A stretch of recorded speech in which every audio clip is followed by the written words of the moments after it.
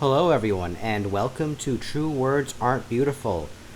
Happy Lunar New Year! Do not let the Chinese Communist Party convince you that it is Chinese New Year. Nope, Lunar New Year. Plenty of places celebrate the Lunar New Year besides China, such as Vietnam, so 恭喜发财 and chúc mừng năm mới. I'm murdering the tones there for those languages, but oh well. And right now I am cuddling Suki, my little baby girl here. Say hello to everyone, baby. Anyway, so I'd like to talk about something that I've been ruminating on the past few weeks since I haven't done a lot of philosophy videos. I've just shown you little videos of me walking around camp and little trip updates.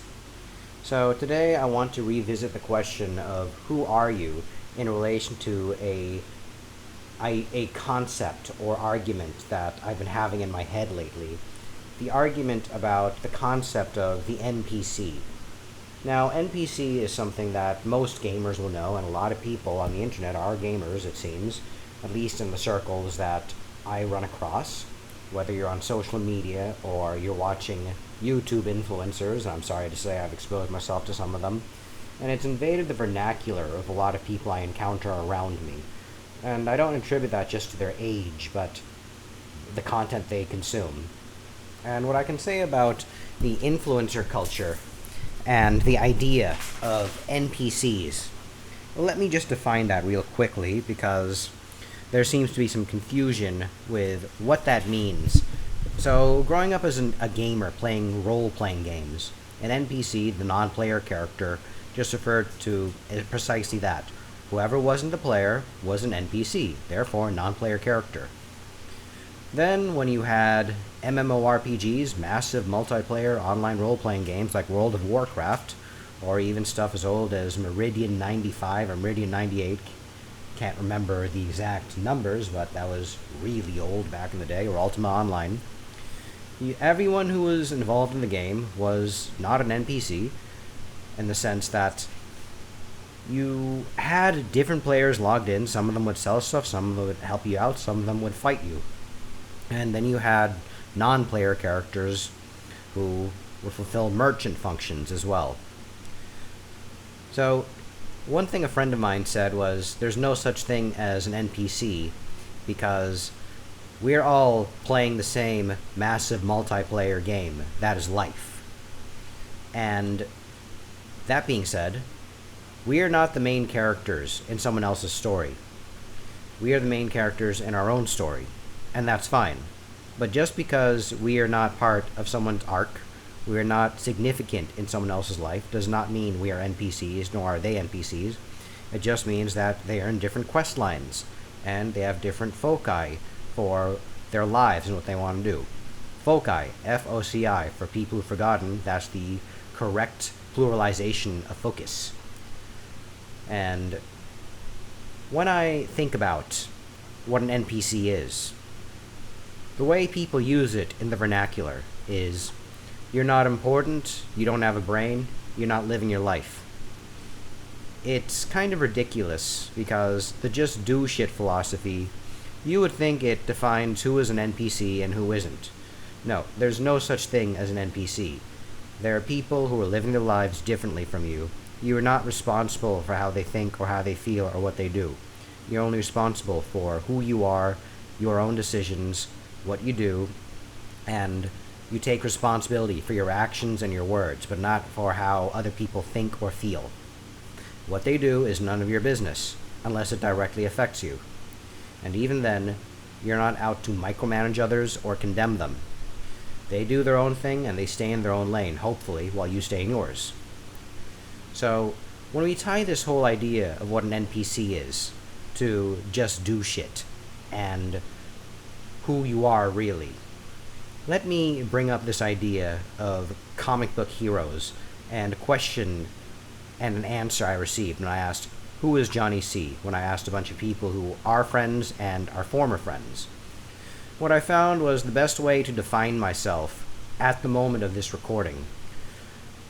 If you were to take away my achievements, take away my credentials, take away my life experiences, take away my friends, take away my home, everything, You strip me of every material possession, every identity, and every experience.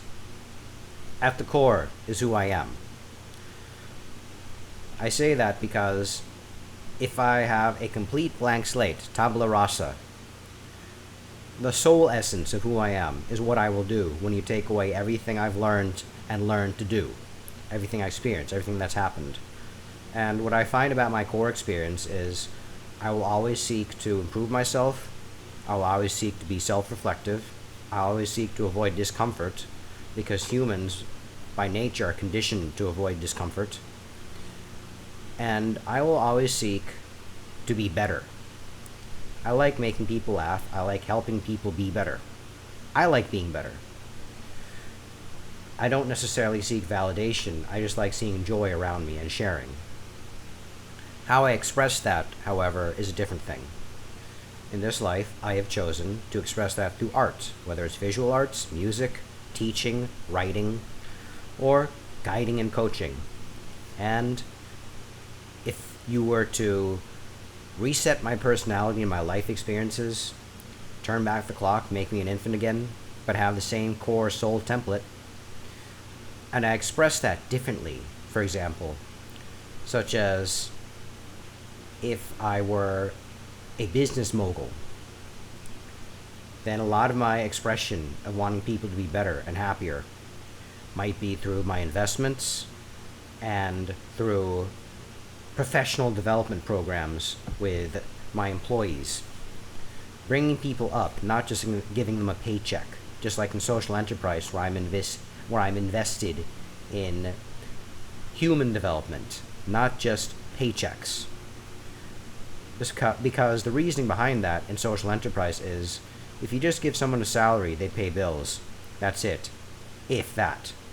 But if you invest in a human being, giving them skills, life skills, professional skills, not only does their value increase, but so does their self-worth. And as their self-worth and value increases, what they give, not just to you, but to themselves and those around them, increases. So,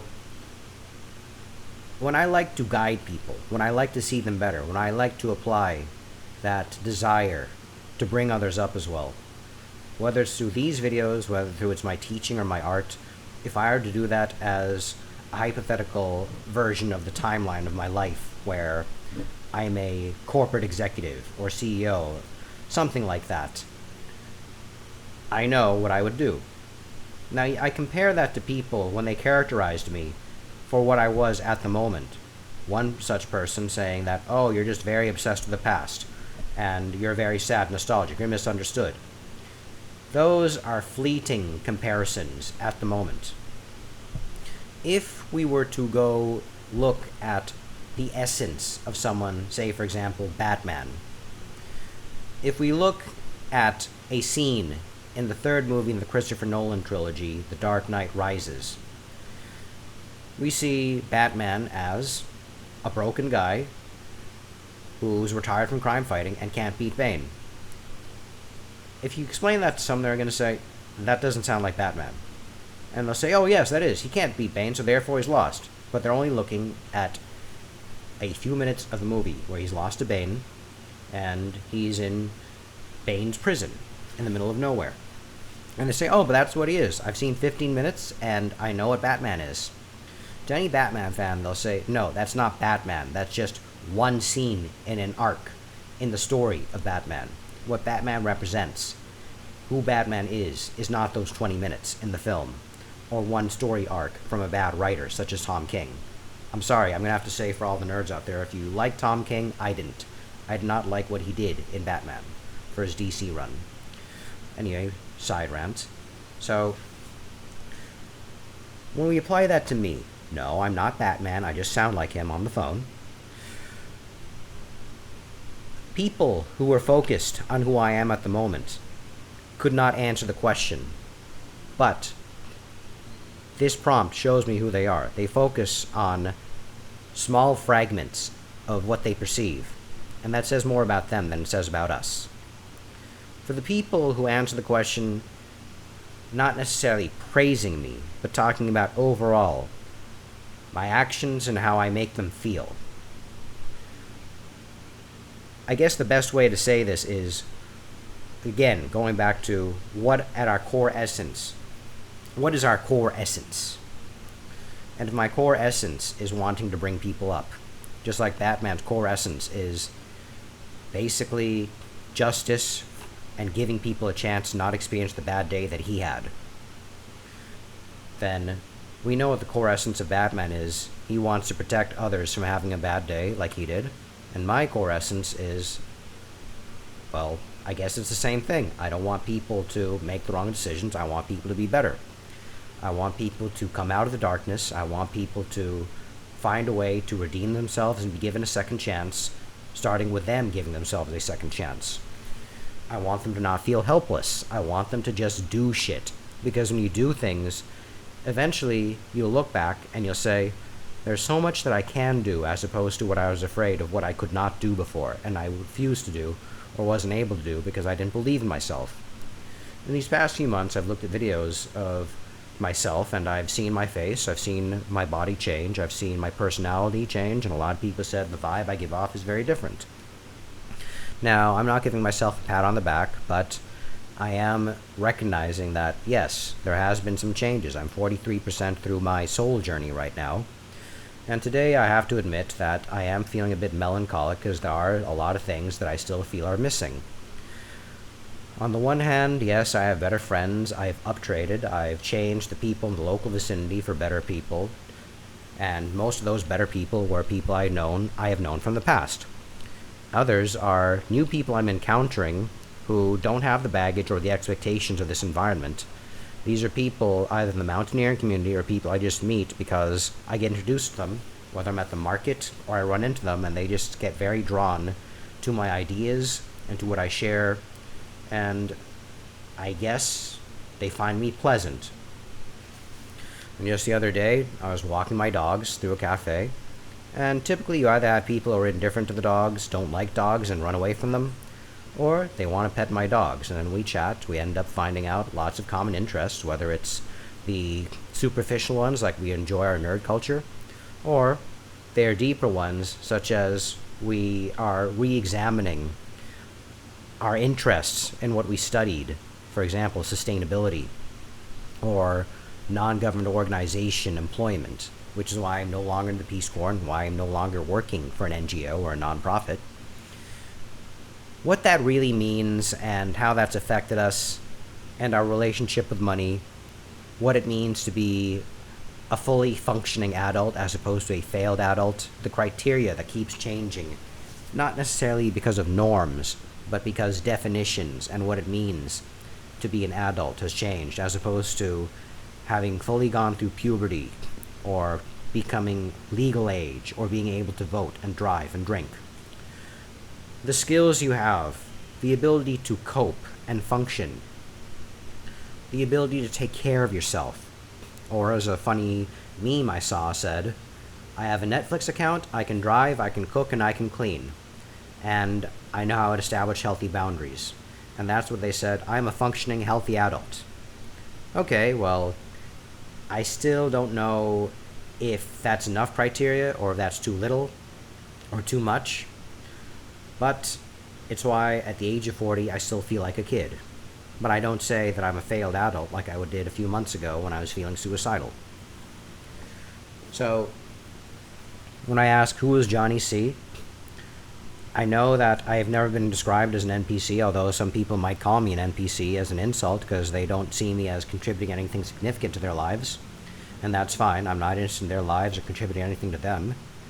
I'm interested in living my own best life, just like you all should be as well.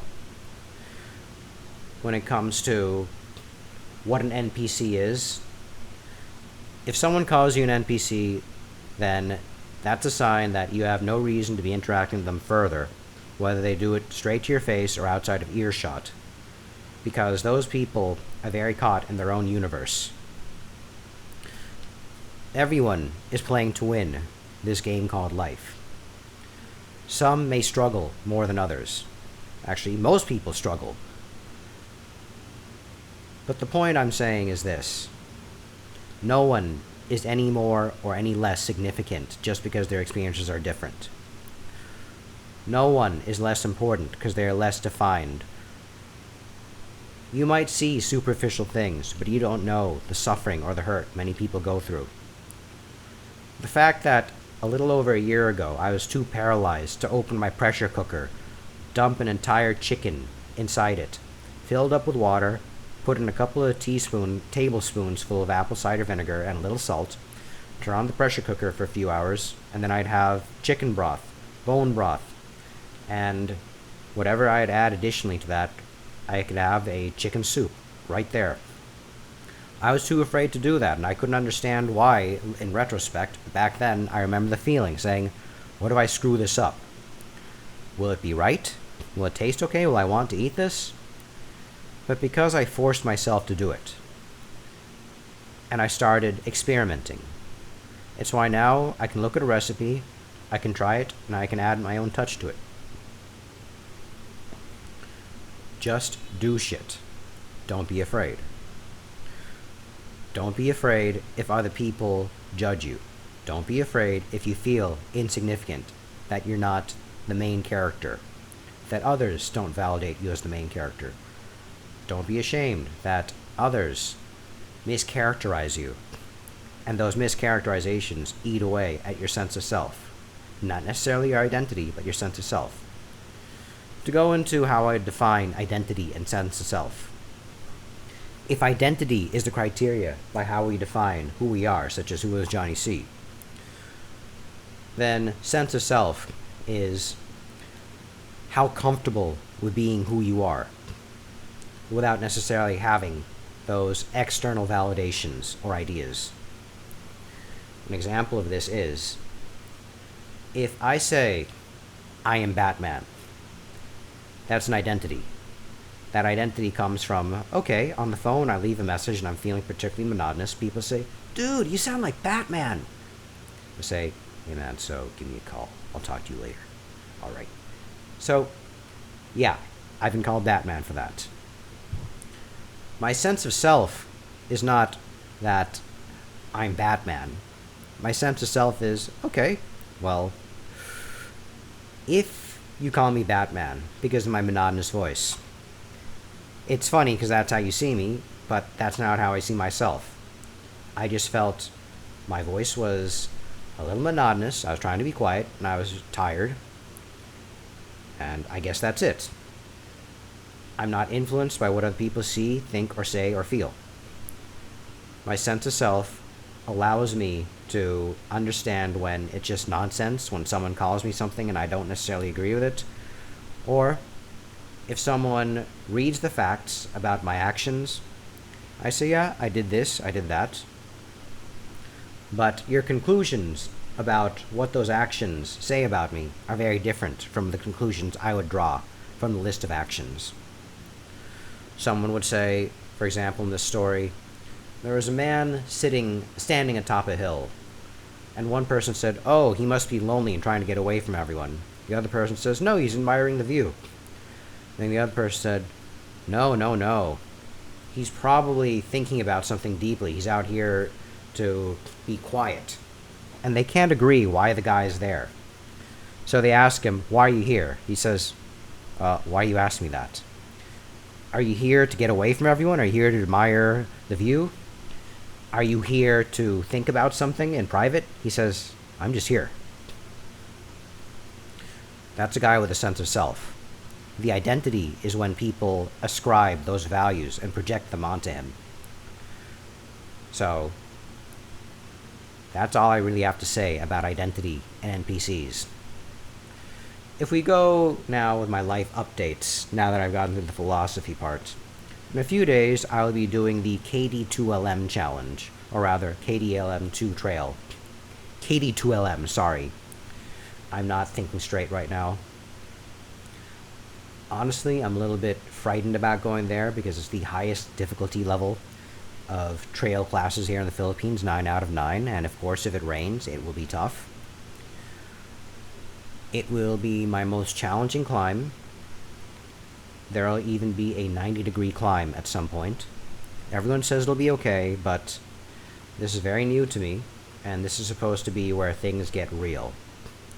This will involve a local tribal ritual in order to have good luck and safety during the climb.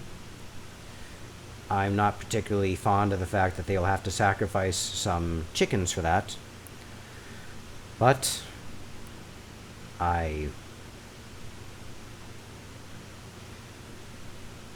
made the choice to go through with this for my pilgrimage and my soul odyssey. I will go through with it, but of course, that doesn't mean I have to be happy about the lives that are going to be taken for the benefit of me and my fellow travelers.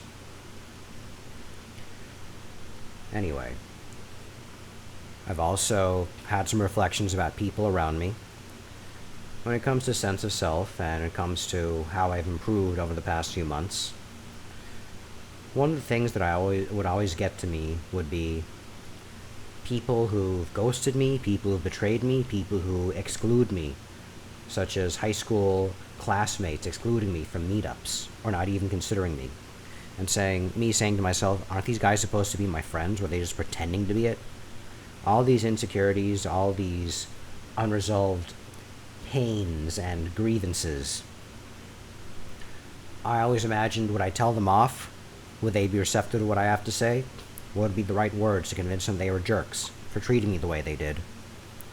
Now, when I think about it, I just say, alright, I'm not grieving these people because one person I saw today, close friend I had since high school, 6 years ago, she ghosted me.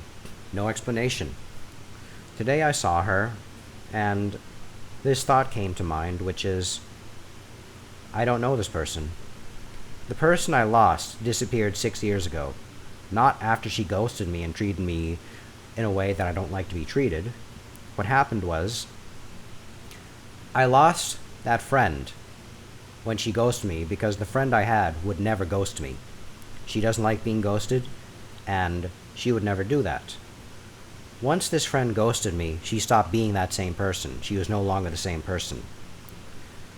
So, same body, same name, but completely different person. 6 years later, I see her, I look at her, I say, okay, I don't know you. I miss who I knew 6 years ago. You are no longer that person. So I have no grief nor beef with you. And I'm at peace with that because I say, alright, so I had a nice run, I had a nice friendship back then, but this is not the person who was my friend. I can't yell at the person who she is because it's not the same person. Has she changed? Of course she has. Or maybe she's just a different person. But what I felt when I was around her was, there's no talking to this person because I don't think the old person will come out. If the old person were still there, perhaps she might approach me and say sorry, talk about those things, regardless of time, but this is not what she did. We were complete strangers, indifferent, but no mouths towards each other, and that's fine. I'm okay with that. I'm not this person's friend, she is not mine. I cherish the person I lost 6 years ago because that person is completely gone. They share the same name and the same body. That's it. The other day, I saw another person from the same high school class. Many years of messages that he never responded to. He might have looked at them, if that, but he never replied. Instead of getting angry at him for not having the decency to respond, I just said, okay, well, this is a person who obviously isn't interested in responding to me, and if they don't think that I am worth that time or effort, then I don't think they're worth my time or effort. And when I find out they're suddenly interested in reconnecting, I have no interest in communicating with someone like that because who you are is demonstrated very clearly in how you treat others who seemingly offer nothing of value or interest to you. That does say something about me in the sense that I might be a little vindictive, and yes, I have been very vindictive now. But a proverb I really love: the axe forgets and the tree remembers. If a total stranger suddenly reached out to me asking for a favor, which I've seen before, by the way, I have seen people come up to me in a cafe asking for cash. I say, thank you, have a nice day, and leave them be. I say the same thing to friends I have not seen in years who ignore my messages and suddenly say, hey, can I borrow $20? I say, yeah, probably not. And granted, that's how some people who didn't donate to my pilgrimage might have felt, but when they show them that I'm doing exactly what I'm doing, and I give them my thank you gifts, whether it's my writing or my illustrations, then it softens the blow. But it's also a stepping stone towards being better. My sense of self, at least with what I've become, I become naturally grateful and appreciative and humble. Because once I feel the love and once I feel the visibility,